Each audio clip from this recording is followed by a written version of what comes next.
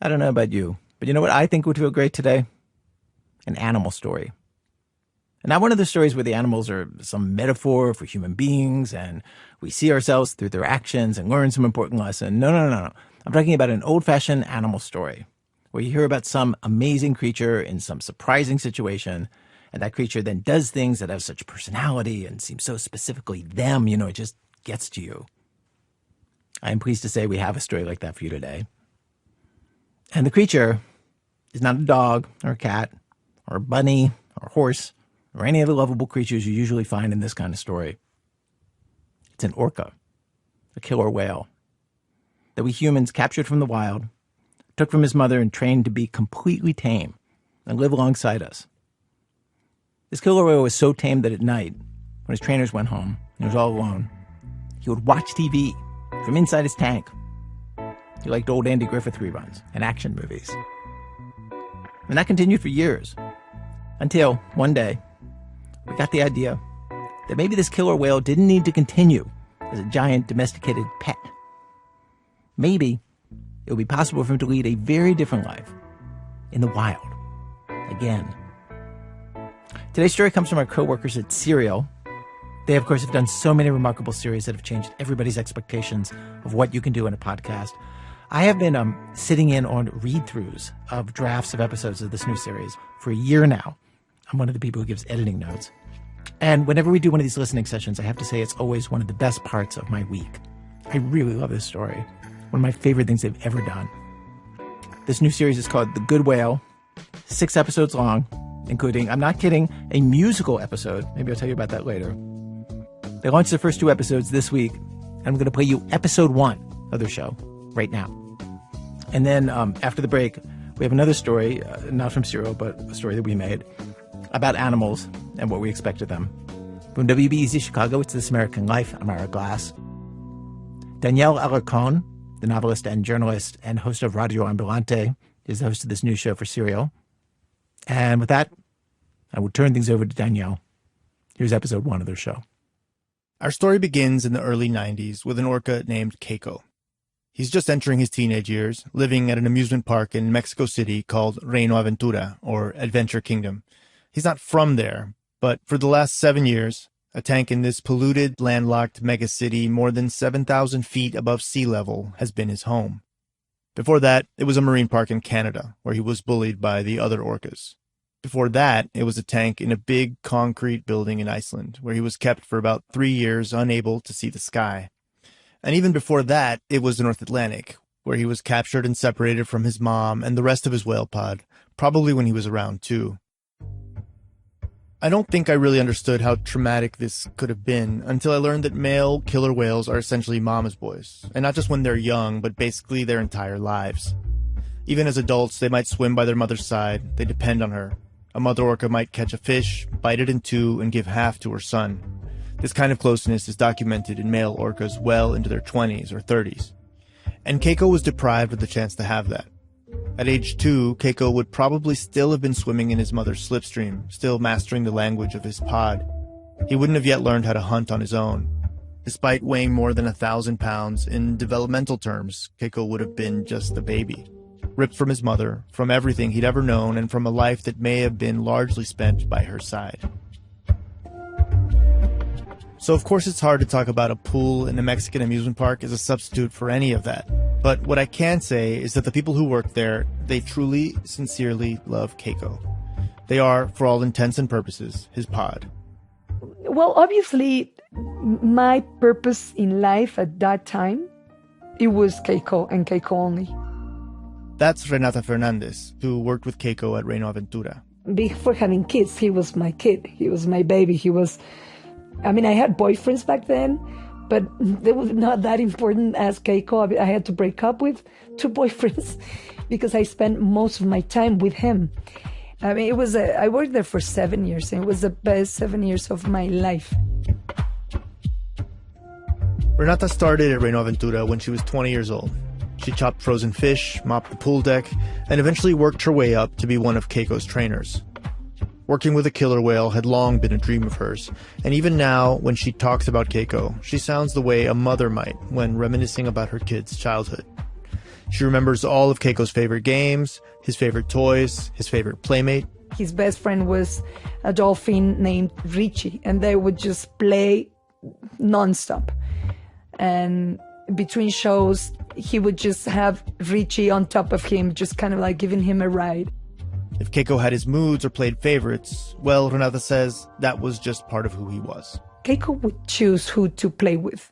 I mean, we had this very young girl. She was 16 or 17, and she would come into the water, and it was like a magnet for Keiko. He would love her, love to be with her. And why? Nobody knows. I mean, it's just, it's like chemistry. In the off-season, when there were no weekday shows at Reino Aventura, Renata and the other trainers swam and played with Keiko for hours.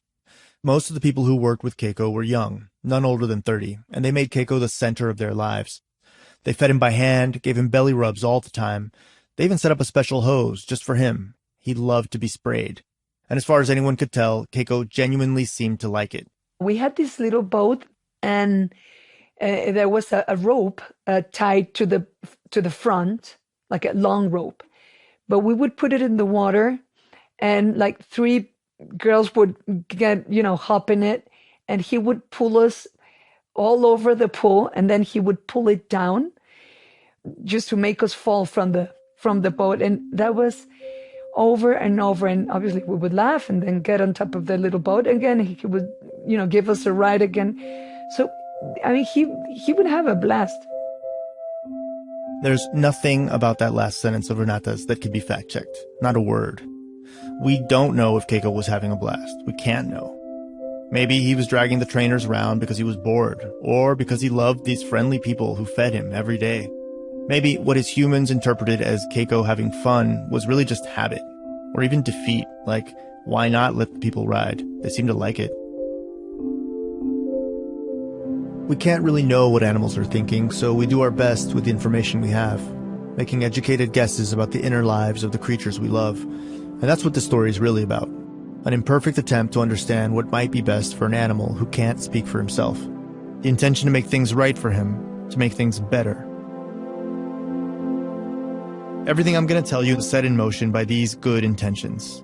And by everything, I mean an unprecedented global campaign, a high-profile, high-stakes science experiment, and a debate about what exactly we, humans, owe the natural world. At the center of it all is Keiko, who would become, almost by accident, a symbol for all whales, for the health of the oceans, for the very concept of wildness, but who was also an individual orca with a name and specific history and trauma and character. A character with fears and limitations that no human could ever hope to interpret with any certainty. Not that they wouldn't try. In fact, lots of well-intentioned people would claim they knew exactly what was best for this whale, and they would be arguing and fighting over those interpretations for years. It wasn't just Renata and the other trainers who loved Keiko, or even just the people in Mexico City who went to see Keiko at Reino Aventura. It seems like pretty much every kid in Mexico knew him. He was beloved, a kind of national mascot. He was like the pet, Mexico's pet. One person I spoke to compared him to a Mexican Mickey Mouse. And in fact, a lot of people assumed that Keiko was Mexican, like actually from Mexico. They never considered that he could have come from anywhere else. He was just theirs. We talked to lots of people who grew up in Mexico City in the 80s and 90s, and they said again and again that Keiko had an aura about him, that seeing him at Reino Aventura was like hanging out with your 7,000-pound best friend, the killer whale you told your secrets to, what was happening at school, who your crush was. It was that kind of relationship. If you watched television in Mexico in the late 80s or early 90s, chances were that sooner or later you'd see Keiko. He was in Reino Aventura commercials, of course. There were pop songs dedicated to him. He even starred in a telenovela as himself.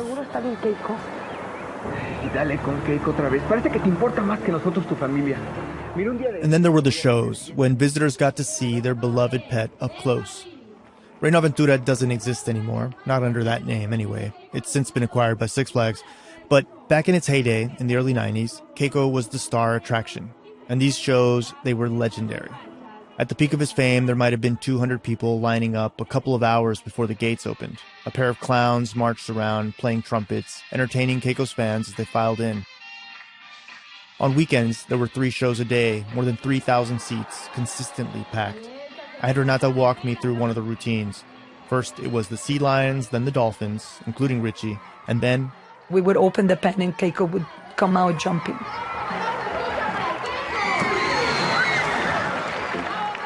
So the people would just go crazy, obviously. So that was the show, and after that, all the trainers would come out, go greet people and take pictures with people. There were so many people clamoring to see Keiko up close that his veterinarian told me they set up a kind of receiving line. He even compared the crowds to the believers who wait in line to see the Virgin of Guadalupe. That reverential, that devoted. So that's Keiko, occasional TV star, quasi-saint, telepathic confidant, and best friend to countless Mexican children. And this was his life. Constant attention from his trainers, games with his favorite dolphin buddies, performances for thousands of adoring fans. But it was all about to change. In 1992, Reino Aventura was set to close for some much-needed renovations, which meant Keiko had some free time. 6 months with no shows and no crowds. So when a production company proposed to film a movie with Keiko, the park's director, Oscar Porter, thought, what the hell? Why not? It wasn't much money, but it might keep Keiko entertained. Once he said yes to the movie, Porter didn't give it much more thought.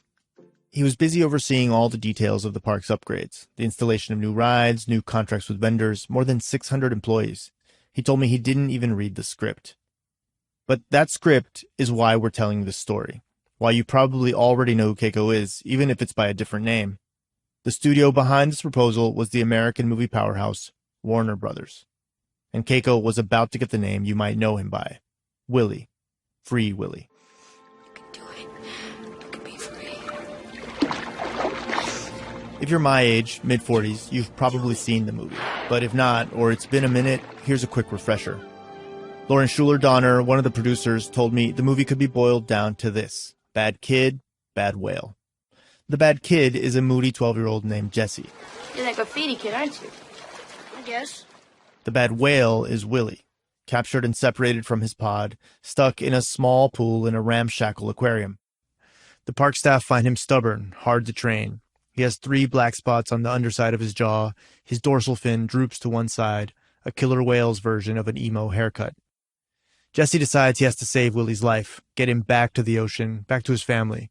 And somehow, against all kinds of obstacles, he does. Come on, Willie. I know you can do it, boy. I know you can jump this wall.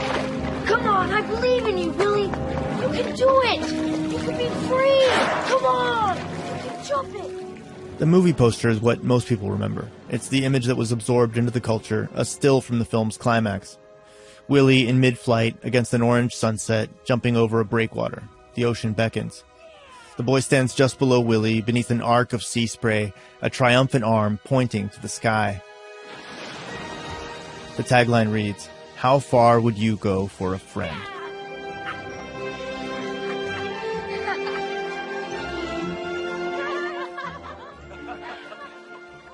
When it came to who would play Willie, it wasn't like Warner Brothers had a ton of killer whales to choose from.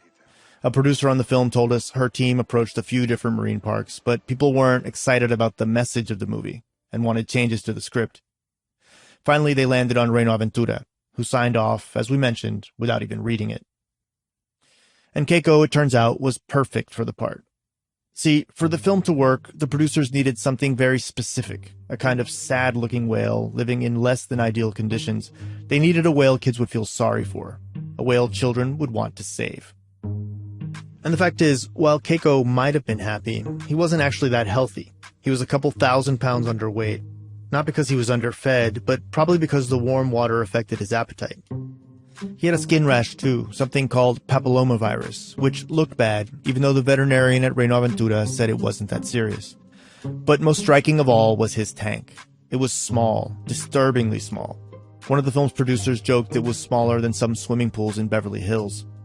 The water he swam in wasn't even seawater, just fresh water with salt added. Renata says they checked the salt levels frequently and they weren't under any illusions that Keiko's living conditions were ideal.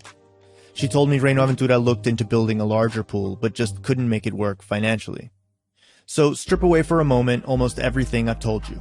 Forget the love and the games and the trainers and the fans, and see instead what the camera sees. Keiko, a smaller than average killer whale with a droopy dorsal fin, swimming alone in a tiny, shallow pool. He was exactly what the movie required. Free Willy was released on July 16, 1993. and the reviews were positive, at least until journalists started asking what was up with the star of the movie. And news reports about Keiko's subpar living conditions and health began spreading. The movie Free Willy has a great ending, but real life didn't treat the real star of the box office hit the way it treated Willy in the movie. Not at all. News tonight that will surely upset all those children who saw the movie Free Willy this summer. The whale that starred in the movie is sick and may die unless his living conditions are improved.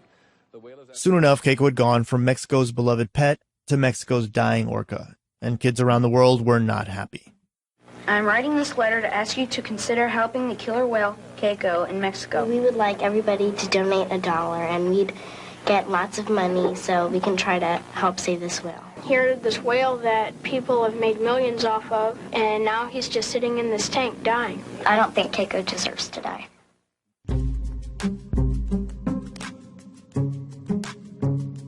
In Mexico, Reino Aventura and the staff were suddenly having to defend themselves in ways they hadn't before, trying to convince crusading celebrities and animal rights activists that they did indeed care about Keiko's well-being. When Life magazine published an article describing Keiko's tank as a cesspool, Reino Aventura's director, Oscar Porter, sent a letter claiming the magazine had gotten it all wrong, that Keiko's water was, quote, clean and clear. Back in Hollywood, Warner Brothers was getting hammered too. Bags and bags of mail from kids arrived at the offices, all demanding the same thing: Free Willy. Or rather, Free Keiko. And so, if the studio wanted to avoid a PR nightmare and not break the hearts of millions of children, then it was clear someone had to save it in real life.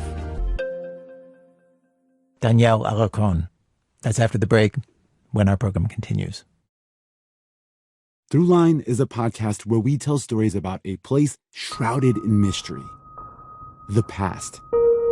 And to really understand it, we take you there. Something happened to our collective psyche after the atom bomb. Listen to hear us reopen stories from the past and find clues to the present on Throughline, the history podcast from NPR. It's This American Life. We pick up the story of Keiko, where we left off. Here's Danielle Alarcon. For centuries, we humans hunted and killed whales as if their numbers were infinite. And over time, we got better and better at it. More efficient, more ruthless, extracting more value from each kill. We harvested their blubber, their organs, their baleen, their meat, and it was all transformed into everyday commercial products, from makeup to heating oil. More than 700,000 whales were killed in the 1960s. Whaling was a huge global industry, with profits to match. The killing of orcas was a little different, since they didn't have much to offer us, commercially speaking. But humans being humans, we killed them anyway. For fear, for sport, for bloodlust. Fishermen trawling for herring or salmon saw them as competitors, so they would shoot them on sight. The U.S. Navy would use orcapods for target practice. All told, it's estimated that some 3 million individual whales were killed by humans in the 20th century. By the early 1970s, scientists understood that whales were far more scarce than we'd all previously thought, and began warning that the steep declines they were seeing in wild populations might be irreversible.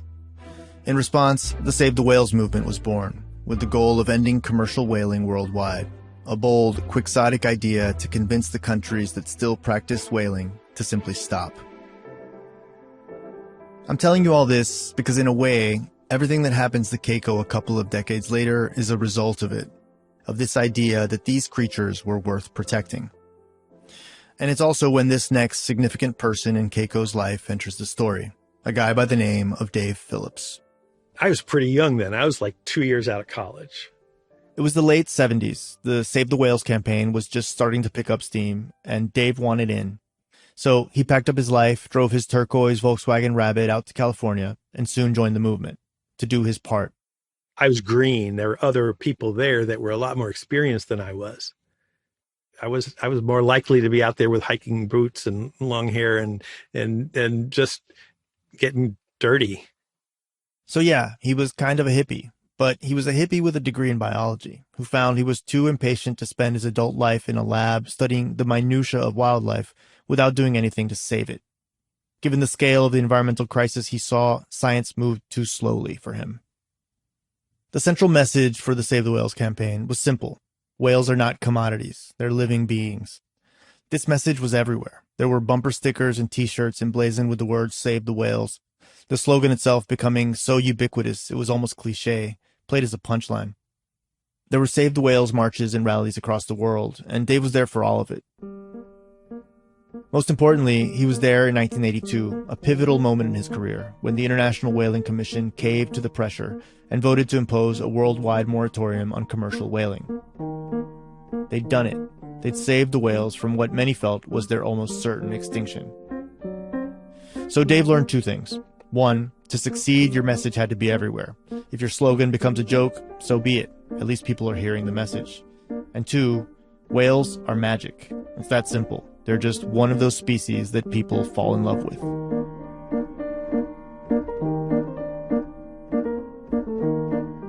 A decade later, in the 90s, Dave's still in the environmental movement, still advocating for wild whales and attending meetings.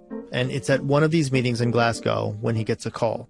He's out to dinner with a few colleagues when somebody comes up to the table and says, "Is Mr. Phillips here? We have a call for you. Mr. Donner is calling." And I'm like, oh my goodness, this is Dick Donner calling from Hollywood. Like, what is, and there's Dick, and he's like all in a flutter. I haven't introduced you to Dick Donner yet, but I did mention his wife, Lauren Schuler Donner. Together, they were a legit Hollywood power couple, producing or directing blockbusters like The Goonies and Superman. Dick has since passed away, but Lauren told me that they both were self-proclaimed animal lunatics. David actually worked with the couple before. They asked him to consult on a few lines of pro-dolphin dialogue in the buddy cop movie Lethal Weapon 2. Hey, what's that you eating, Dad? My tuna fish sandwich. Tuna? Daddy, you can't eat tuna. I can't eat what? Dad killed Flipper. We're boycotting tuna, honey, because they kill the dolphins that get caught in the nets. Only albacore. It was small, barely a scene, but Dick felt good about it. And now he had something bigger in mind. Free Willy, a movie he and Lauren were putting together. And Dick wanted Dave's help. And he's like, this movie is going to be big. He's like, it's going to be a great movie. And I'm doing this because I want to make a difference for whales. And I want to know, are you in? The whaling ban Dave had fought for all those years ago protected whales from commercial slaughter. But some species were still captured or killed on a smaller scale. The way Dave saw it, Dick and Lauren were offering him an opportunity to finish the job he'd started all those years ago. A chance to save the rest of the whales. Dave and the producers started with something simple, an 800 number that would pop up on the screen at the end of the movie credits. The idea was that people would call, leave their address, and Dave's organization, Earth Island Institute, would send them a packet of information about the plight of whales across the world, how they could help. The kit was like steps you can take, like go watch whales in the wild instead of going to watch them in captivity, and put pressure on the International Whaling Commission to stop killing whales. Nothing too elaborate. You called the number, you got a kit. But fast forward a year, and once the movie was released and word got out that the star of Free Willy was sick and still living in a tiny pool in Mexico, well, calling an 800 number and getting a kit just didn't feel like enough. Dave remembers Dick phoning him up again and saying, "We're being crucified down here. You've got to help us." Now Dick was proposing something far more ambitious, something that honestly sounded a little nuts. He said, you've got to get involved in saving Keiko. Rescuing Keiko from his life in captivity and releasing him back into the ocean, like in the movie. Did you immediately say, like, this is something I can do, or were you like, this man is crazy? I was like, it was just dizzying because I'm starting to think, wait, how does this even work? What fans of the movie wanted was to see their favorite celebrity orca back in the ocean. But that wasn't so simple. First off, nothing quite this ambitious had ever been attempted. True, other captive marine mammals had been released to the wild, but they hadn't been in captivity nearly as long as Keiko. So, saving Keiko would require an extraordinary effort. Dick Donner wanted Dave to do it, but this wasn't exactly Dave's specialty. His whole career had been focused on big, huge problems, protecting the ocean and saving wild whales, plural. What Dick was proposing in response to the public outcry around the movie was much narrower in scope, saving the whale, singular. Dave remembers telling Dick Donner essentially, "Thanks, but I'm not the right guy for this job." But it seems Dick wouldn't take no for an answer. He was like, nobody else can do this. You have to do this. You've got to do this. The kids are depending on it. Everybody's depending on it. You've got to do this. Will you try? And there was something about this that resonated. Think of it this way. If you're Dave or an environmentalist of his generation, crazy doesn't necessarily mean impossible. Just a few years before, in 1990, an estimated 200 million people took part in Earth Day celebrations, the most ever by far. This is the decade of the Earth Summit in Rio, the Kyoto Protocol, big coordinated global actions to combat climate change and environmental damage. In 1985, scientists announced that they discovered a hole in the ozone layer, and by the 90s, an international treaty was in place to ban some of the chemicals thought to have created it.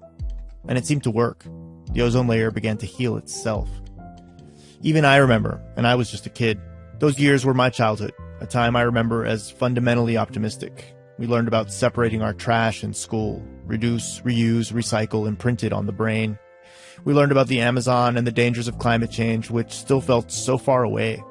We didn't despair because we thought we could still work together to save the planet, that if people just knew what was happening, we'd do the right thing, and that the right thing would be clear to all of us.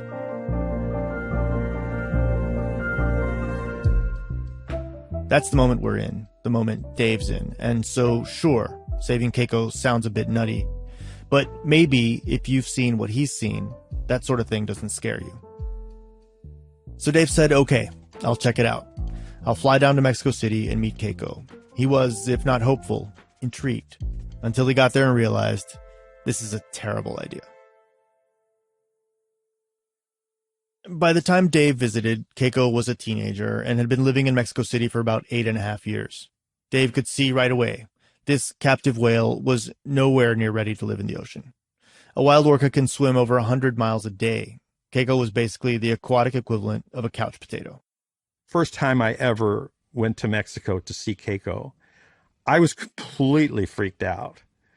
I was sitting up in the bleachers, looking down at this whale in this tiny pool in Mexico City. And he didn't look good. He swam in very small circles, and he could make it across his pool in just a matter of seconds. It was very, very poor facility. I almost started crying, really, to tell you the truth. I was just hit by it, saying, this just can't work. I asked Dave to tick through the reasons Keiko was not an ideal candidate to rewild, and there were many. Before they could even think of releasing him back into the ocean, Keiko needed to get rid of his papillomavirus, but also get stronger, healthier, put on weight. And there was no way he could do that in his current tank at Reino Aventura. And where are we supposed to bring him? We're not bringing him into, we couldn't bring him into the captive facility. I'm thinking, where are we going to go? We're not going to take him to some place where he's having to perform or be in a captive environment where they're making money off of these whales. We couldn't do that. So we're going to have to build a place. And that's just at step one. The bill for that alone would probably be millions of dollars. And then they'd have to spend years and millions more teaching him the most basic ocean survival skills and pray that some of those lessons took. Keiko had lived in the care of humans and without his family since he was around 2, missing out on years of life in a pod, years of company and hunting and language and what I can only think of as camaraderie, the kind of social environment that makes a killer whale a killer whale. He had millions of human fans, but not a single orca friend. There were so many things he'd never learned. Not only did Keiko not know how to hunt for food, he didn't know how to eat live fish. Think about that. If you put a live fish in his mouth, this killer whale wouldn't eat it. And language. Keiko had stopped making most of the sounds in a wild whale's repertoire years before. Pods have different dialects, and it was unlikely Keiko even remembered the dialect he spoke before his capture. This was crucially important to his survival. Orcas very rarely live alone in the open ocean, so if he was to make it out there, Dave knew Keiko would have to be integrated into a pod. His original pod, preferably. But if he didn't speak their language, that was going to be difficult. And then there was the small detail that no one knew for certain which pod that might be or where to find them. Somewhere in the North Atlantic, near Iceland, presumably. How are we going to get him back to Iceland? It's a whaling nation. Are you kidding me? What, we're going to go over to Iceland and convince them that we want to bring back this whale because the world wants to save him? Did you do like a back of the envelope, sort of like what's this going to cost thing, like on the plane back? Yeah, exactly. Before even while I was down there and on the way back, I was like, I lined it out. I was way over $10 million. And I was like, at that point, I pretty much just stashed it back in my pack saying, I don't know about this. It's just, I don't, we're not used to things with six figures behind it. I could see about like 10 impossible steps here. So 10 impossible steps, at least. But let's be real. For Dave, it was also one giant opportunity. Up until this point, Dave had been thinking about Keiko the way everyone in the world was thinking about Keiko, as one individual killer whale in need of saving. But what if he allowed himself to see it differently? He'd experienced firsthand the hold that whales had over people at anti-whaling marches across the world. He'd seen the power that media campaigns could wield with the Save the Whales movement. This could be something much bigger. What if Keiko, the individual, could become Keiko, the symbol? What if you could use Keiko to tell a story about the ocean itself? You're talking about trying to protect all the oceans, and those are the big issues. Those are the big, huge, unsolvable problems, global warming, etc. But they're so diffuse. People can't see acidification rising in the oceans. They can't see the coral reefs dying out most of the time. They're not seeing it. There's nothing. It's too broad to say the oceans are dying.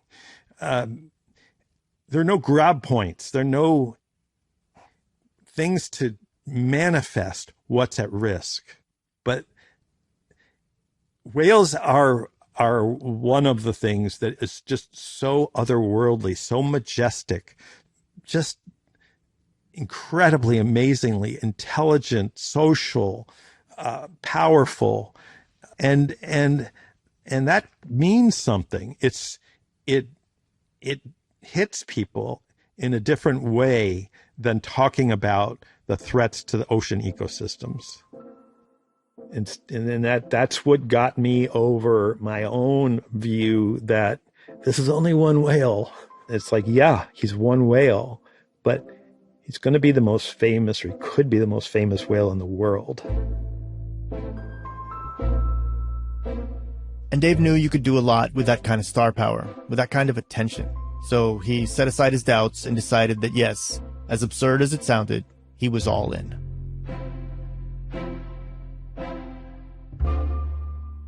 Once Dave committed to getting Keiko out of Mexico, the next step was logistics. And what I'm about to say is pretty obvious, but it's worth saying anyway.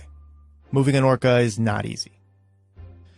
One of the first things Dave did was create a whole new organization, the Free Willy Keiko Foundation. The U.S. Humane Society chipped in $1 million. Dave secured a couple million more from a billionaire cell phone magnate. Warner Brothers also agreed to put in $2 million, which sounds like a lot, until you consider they made $150 million on Free Willy, and by this point, the sequel, Free Willy 2, was already in production. Still, with that money, Dave was able to convince a small marine park in Oregon to let the foundation build them a new, much bigger pool just for Keiko. And so now, all Dave needed was the whale. Which you might assume would be the hard part, given that Keiko was the main attraction at Reino Aventura. But it turned out that Oscar Porter, the director of Reino Aventura, wasn't opposed to the idea of giving him up. He had a whole park to run, and managing his most famous attraction had become an all-consuming headache. There were journalists and activists to deal with, Mexican television stars and singers calling to arrange private swims with Keiko. Porter told me he was spending 3 hours a day dealing with Keiko-related nonsense, which is a lot, sure, but most worrying of all was what some of the outside veterinarians were saying, that Keiko might die soon. Porter really didn't want that to happen at Reino Aventura. So over the course of several months, Dave and Oscar Porter made a deal. Reino Aventura agreed to donate Keiko to Dave's foundation for free. Today we are proud to announce that we have reached agreement on a formal plan, a workable plan. In February 1995, it was announced to the world that Keiko would be leaving Reino Aventura for his new temporary home at an aquarium on the Oregon coast in an enormous new tank with cold seawater. Dave laid out a vision for Keiko's future, invoking the plot to Free Willy 2, which would hit theaters a few months later. And in that film, Willie is reunited with a mate and has a child and lives happily. This is our goal. We would love to see the situation in which Keiko could have a mate and could be able to eventually be released to the wild.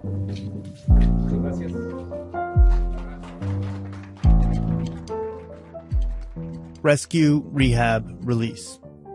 That was Dave's ultimate plan, even if the last part seemed improbable at best. For Keiko's trainer, Renata, and many of the staff that worked closely with Keiko, the decision to let him leave was heartbreaking, even if they knew it was the right one. Giving him up was a kind of noble, even maternal sacrifice. That's how Renata saw it, which of course didn't make it hurt any less. Goodbyes are like that, especially when you can't explain what the future holds. You feel guilty, like you're betraying a friend. And across Mexico, a lot of people were feeling this way. They wanted him to stay. They wished he could stay.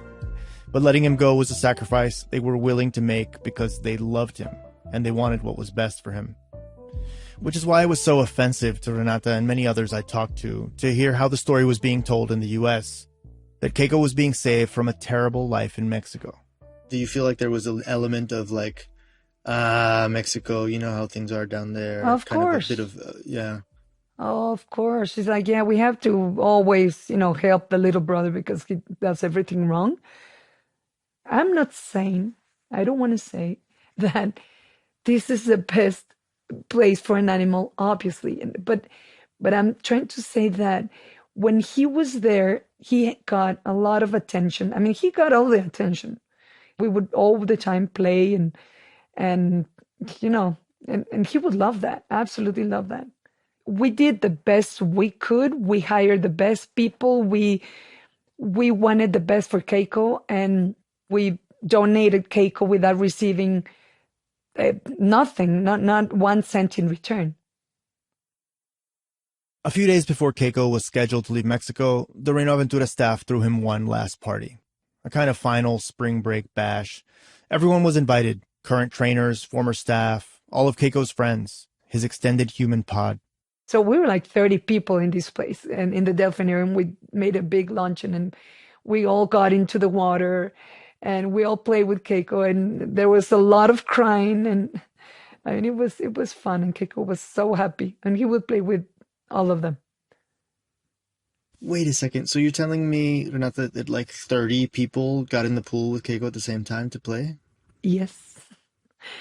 Yeah. I mean, you would never get this in SeaWorld or Marineland or any other aquarium in the world. If you tell this to a veterinarian from these, huge aquariums, they would tell you that, I mean, that's not a good idea because the animal gets stressed or, I don't know what would they say, but he was so happy. He was so happy. On January 6th, 1996, it was time for Keiko to go. They decided to move him in the middle of the night for a few reasons, to avoid the heat and the traffic, but also the crowds that were sure to want to say their goodbyes. Moving any object as big as a killer whale is an engineering problem, but when that object is a living thing, there's an added complication.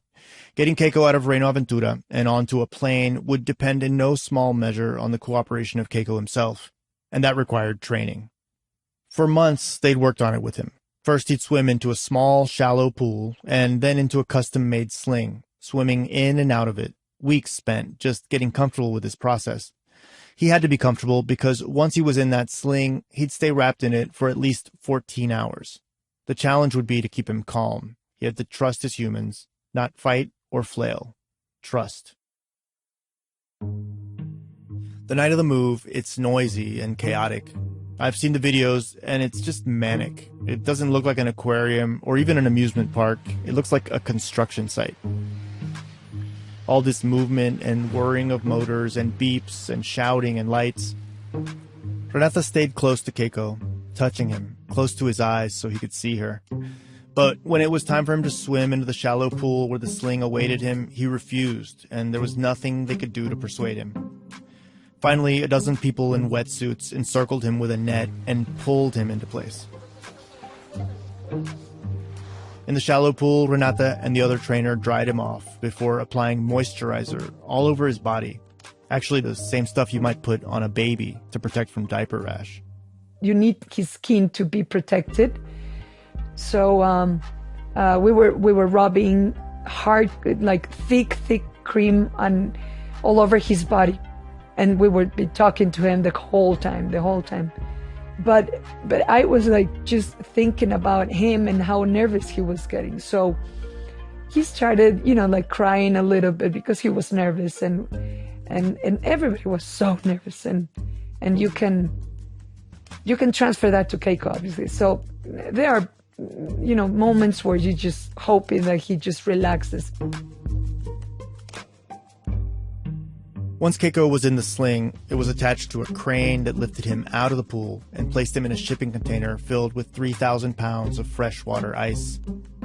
The container sat on the back of a tractor trailer, ready for the hour or so drive across the city to the airport. Once there, it would be loaded onto a giant cargo plane. David convinced UPS to deliver Keiko to Oregon for free.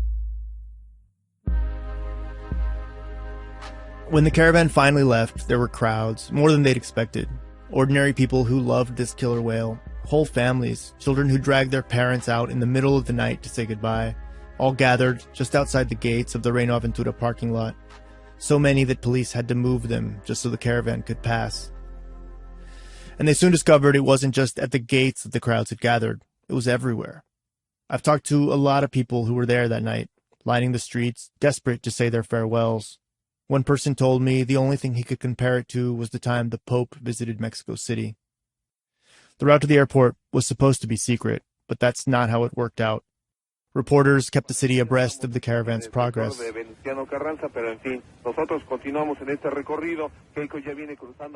There were thousands of people lining the streets.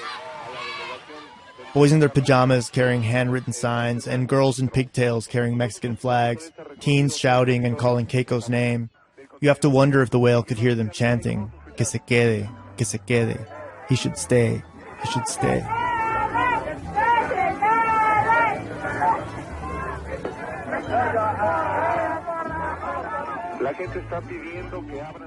Then, somewhere along the slow, ponderous route to the airport, there was a mariachi band playing an old song about a loved one's goodbye, Las Golondrinas. Where can the tired swallow go, say the lyrics, tossed by the wind with nowhere to hide, remember my homeland, beloved pilgrim, and cry. Cars and mopeds follow the procession, drivers waving, honking their horns. Honestly, it's a little bit mad, the emotion on people's faces, the palpable sense of loss. Dave says some people had to be peeled off Keiko's container as they tried to climb it. The procession just creeps along as best they can through the impossibly crowded late-night streets. A city, a country, saying goodbye to its beloved whale. Esta orca, Keiko, dice adiós a México, toda la gente continúa saliendo. We would see all these people on the street with signs. I just want to cry just to remember about it.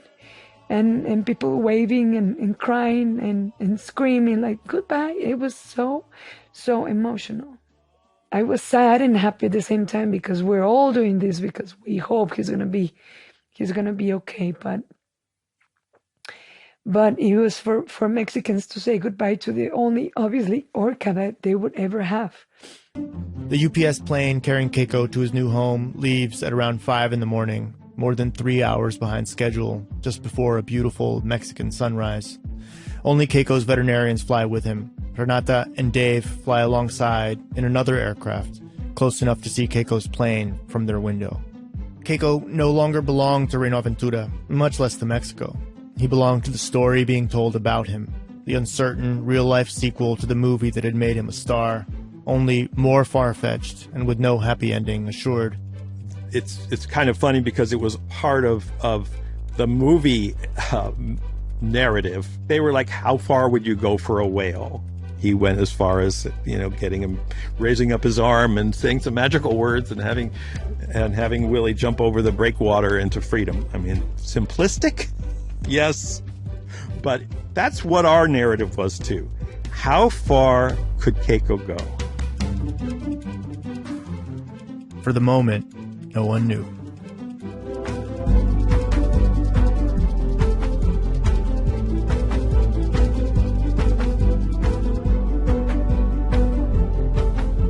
Danielle Alarcon, the host of the new podcast series, The Good Whale. Of course, as the story unfolds, we hear exactly how far they go to help Keiko. The series is produced by Serial Productions in the New York Times. You can hear episode 2 right now, wherever you get your podcasts. The New York Times subscribers can hear the entire series right now, including episode 5, which is the episode that is a musical, like an old school musical from Keiko's point of view, created by the songwriters who did La La Land and Dear Evan Hansen, Benj Pasek and Justin Paul, sung by Jordan Fisher and other actual Broadway stars. Danielle also did a Spanish language version of episode 1 that you can hear on Radio Ambulante.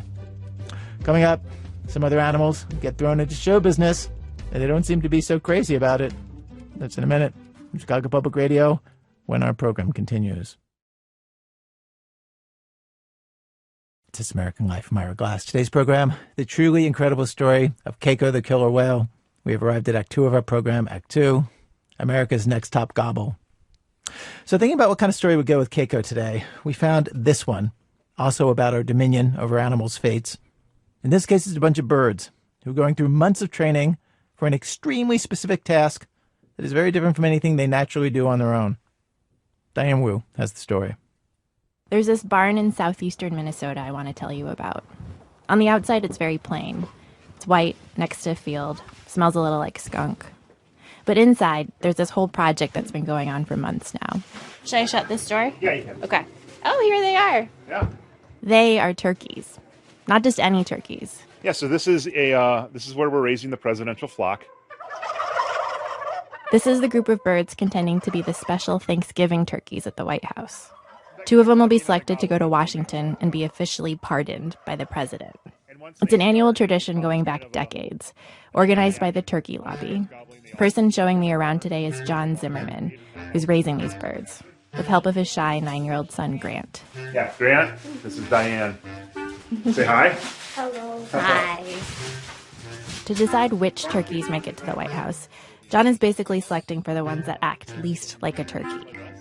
He needs 2 that can stand politely on a special stage while voices boom out over loudspeakers, all in front of hundreds of people, school children, photographers, military band. Most commercial turkeys would freak out in this noisy, unfamiliar, unbarn-like environment. Well, I mean, turkeys are a prey animal. Their natural instinct is to be afraid of us humans, any other animal, because they would normally be killed and eaten. So John's an industry lifer. He grew up on a turkey farm and took over the family business 25 years ago when his dad passed away. Each year, John raises around 140,000 birds in many giant barns. These presidential turkeys are a brand new thing for him, though. He's the chairman of the National Turkey Federation. And the way it works is that every year, that's the person who's in charge of raising these presidential turkeys and taking them to the White House. But being chairman's only a 1-year gig, so every chairman is in the situation of being a total novice at training turkeys to be on television, something turkeys have no interest in or talent for at all. And they get exactly 1 shot to get it right in front of the president of the United States.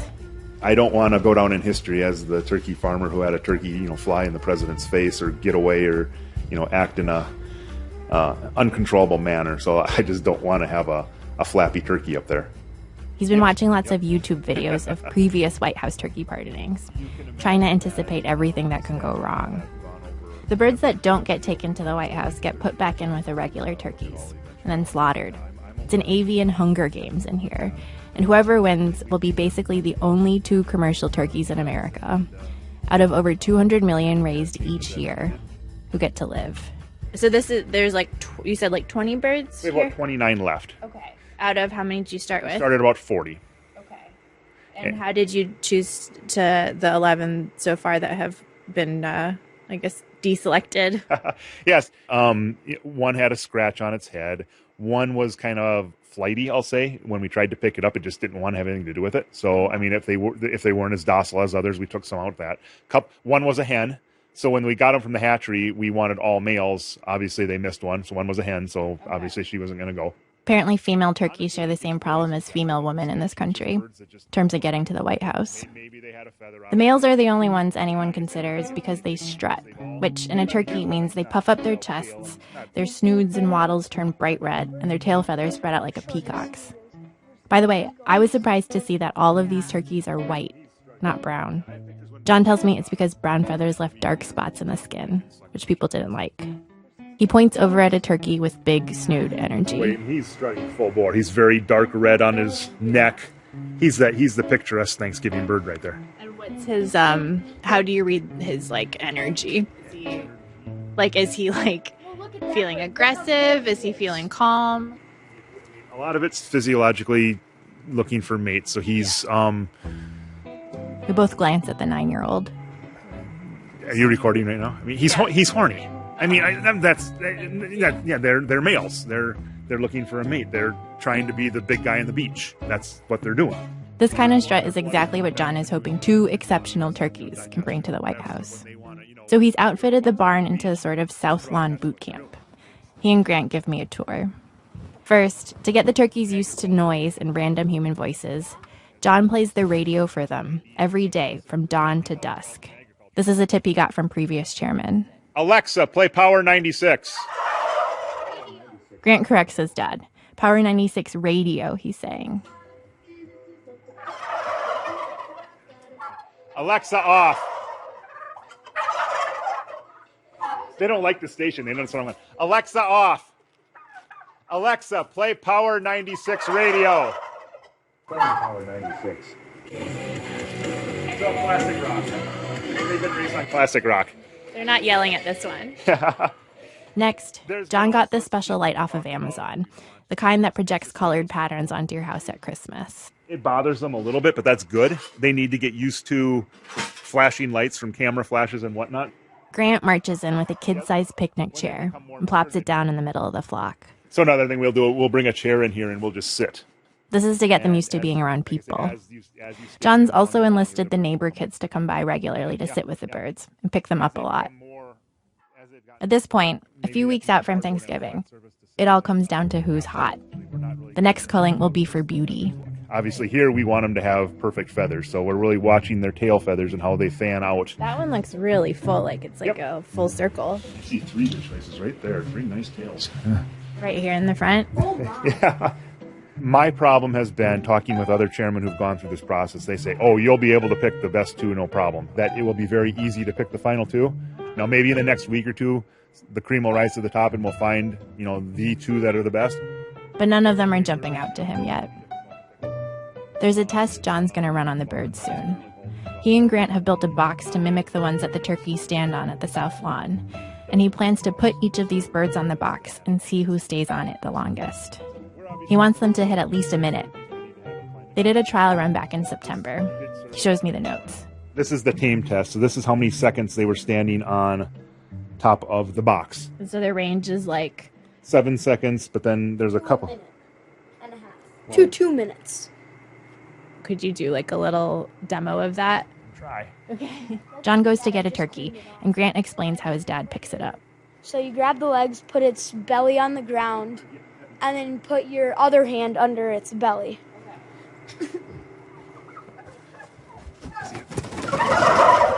That one's flapping its wings a bunch. That did not want to get picked up.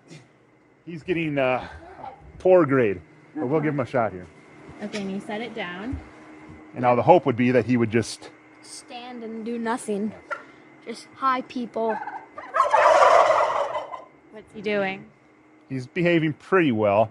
I mean, he's not comfortable. It would be nice if he would just stand here and strut, but he's obviously a little concerned. We watch the bird hunch, kind of nervously, for 48 seconds. He doesn't strut. The perfect bird would just want to stand here. The whole time I'm talking to John, Grant is quietly running around us, inventing chores for himself. He brings in a pumpkin, feeds it to the turkeys, tries to turn on the Christmas lights, keeps picking up different birds, gets a random medal and puts it on one of them, climbs up onto the makeshift stage and squats down, posing as a turkey. I get the feeling that he really wants to show me all of this. He's excited to share his turkey project, but is too shy to say much or directly get my attention. John's going to be bringing Grant to the White House, too, later this month. My son is 9 going on 10, at a shy age, and I expect him to be standing up there with me in front of the cameras, and it is a little bit disconcerting or overwhelming to him. I don't think he's quite aware of what this experience is going to be. So, we're training the turkeys, but we're also, in a way, educating and training my son to be part of this event. Part of that training is watching past pardoning ceremonies on YouTube together. Part of it is getting him to talk to strangers like me. Just getting him used to interacting with adults, because he's a 9-year-old boy, and that's not their favorite thing to do always. So, have you been practicing at all, Grant, for the White House ceremony, or thinking about how that'll go for you? Not really.